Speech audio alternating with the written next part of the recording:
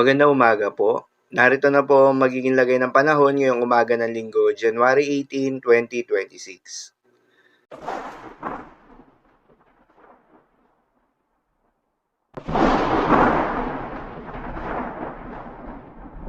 Sa kasalukuyan na tayo sa pag-asa, ang bagyong Ada ay napanatili ang kanyang lakas habang kumikilos ng babagal sa may dagat silangan ng Southern Luzon. Uli nga itong namataan sa layong 120 kilometers north-northeast ng Vira, Catanduanes o 315 kilometers east ng Infanta, Quezon. Taglay ang lakas ng hangin na umabot sa 85 kilometers per hour malapit sa gitna at pagbugso na umabot sa 105 kilometers per hour, kumikilos na mabagal pa northeastward. Sa ngayon nga ay may nakataas pa rin na tropical cyclone wind signal number 2 sa may Catanduanes at eastern portion ng Camarines Sur. Ang mga nabanggit na lugar ay posibleng makaranas ng malalakas na hangin with minor to moderate threat to life and property.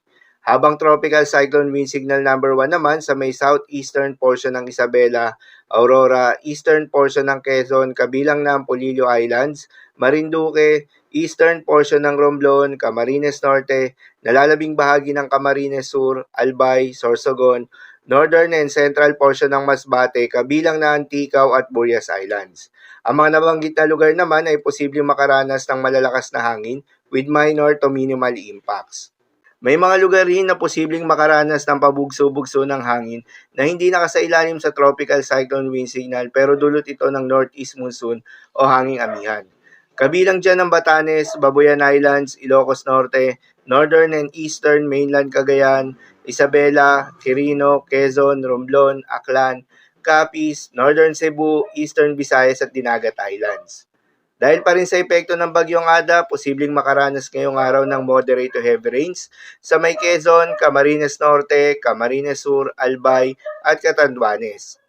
Sa mga apektadong lugar, ingat sa mga posibleng banta ng pagbaha at pagguho ng lupa, lalong-lalo na sa mga lugar na inuulan na noong manakaraang araw pa.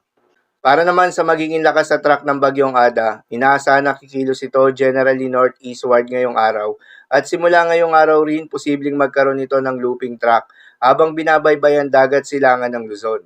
Gayunpaman dahil na nasa karagatan nito, hindi pa rin inaalis ang posibilidad na lumakas pa ito bilang severe tropical storm category. Subalit pagsapit nga ng Martes ay posible naman itong humina bilang tropical depression dahil sa panibagong bugso ng northeast monsoon o hanging amihan. Paalala pa rin po palagi na posible pa rin ang mga pagbabago, kaya naman patuloy lamang na magantabay sa mga update nating ilalabas, lalo na ng Pag-asa. Para naman sa magiging lagay ng mga dagat baybayin, ayon sa Pag-asa ay may nakataas pa rin tayo na gale warning sa mga seaboards ng Polillo Islands, Camarines Norte, northern coast ng Camarines Sur, northern and eastern coast ng Catanduanes, eastern coast ng Albay, eastern coast ng Sorsogon, at northern coast ng Northern Samar. Kapag ganitong may gale warning, payo ng Pag-asa ay huwag munang pumalaot yung mga kababayan nating mangingisda. At yung may mga maliliit na sasakyang pandagat na huwag munang pumalaot sa mga nasabing seaboards. Dahil inaasahan yung maalon hanggang sa napakalon na karagatan. Habang sa nalalabing seaboards ng ating bansa ay asahan naman yung banayad hanggang sa katamtaman ng mga pag-alon. So yun lang po para sa lagay ng panahon ngayong araw ng Linggo. Keep safe everyone.